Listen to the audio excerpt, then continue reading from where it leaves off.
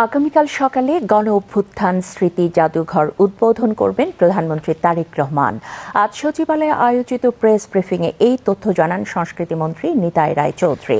এই সময় প্রধানমন্ত্রীর পলিসি ও স্ট্র্যাটেজি, তথ্য সম্প্রচার মন্ত্রণালয় এবং সংস্কৃতি বিষয়ক মন্ত্রণালয়ের উপদেষ্টা ডাক্তার জাহিদুর রহমান, সংস্কৃতি প্রতিমন্ত্রী আলী নেওয়াজ মাহমুদ খৈয়াম সহ মন্ত্রণালয়ের ঊর্ধ্বতন কর্মকর্তাগণ উপস্থিত ছিলেন।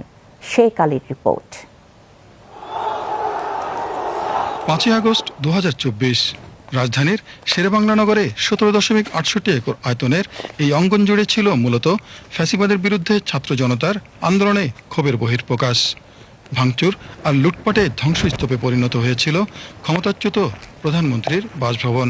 পরে 5 সেপ্টেম্বর জাদুঘর হিসাবে এর কাঠামো দাঁড় করানোর সিদ্ধান্ত নেয় সাবেক অন্তর্বর্তী সরকার। 24 ডিসেম্বর অন্তর্বর্তী সরকারের উপদেষ্টা পরিষদের সভায় এর নীতিগত অনুমোদন দেওয়া হয়।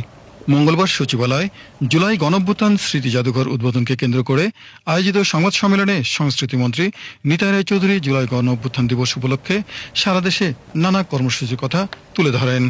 আগামীকাল 5 তারিখে সকাল 9টায় মাননীয় প্রধানমন্ত্রী তিনি প্রধান অতিথি হিসেবে জুলাই স্মৃতি জাদুঘর শুভ উদ্বোধন ঘোষণা করবেন। ব্রিফিংয়ে জুলাই গণঅভ্যুত্থানের ঘটনাপ্রবাহ ছাড়াও গণমানুষের অংশগ্রহণ সহ বিজয়ের ইতিহাস নিয়ে নির্মিত একটি প্রামাণ্যচিত্র প্রদর্শন করার কথা জানান সংস্কৃতি প্রতিমন্ত্রী। বিশেষ করে আগামীকালকে আমাদের আপনারা জানেন যে মাননীয় প্রধানমন্ত্রী এটা উদ্বোধন করবেন, যেটা বললাম, আর বিকেল বেলায় এই উদ্দেশ্যে একটা কনসার্টের আয়োজন করা হয়েছে শরৎ উদ্যান। জুলাই গণঅভ্যুত্থান স্মৃতি জাদুঘর পরিদর্শনের জন্য অনলাইনে টিকিট সংগ্রহের তথ্য জানিয়ে তথ্য উপদেষ্টা বলেন, সাধারণ দর্শনার্থীদের জন্য প্রবেশ মূল্য রাখা হয়েছে হাতের নাগালে। অনেক বেশি মানুষ একসাথে যদি এখানে ঢুকে যান, আমাদের জন্য এটা ম্যানেজ করা কঠিন হবে। সেই জন্য আমাদের সিদ্ধান্ত হচ্ছে একটা নির্দিষ্ট সংখ্যক মানুষের জন্য স্লট হিসেবে আমরা দেবো। সো কিছু অনলাইনে মানুষকে আসলে বুকিং করতে হবে, কারণ একসাথে অনেক মানুষ ঢুকে পড়লে এই জাদুঘর ওই চাপ নিতে পারবে না।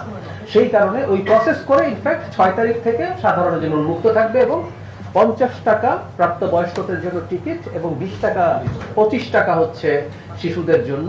এটা দিয়ে এই জাদুঘরে প্রবেশ করা যাবে। Sheikh Ali, BTV news.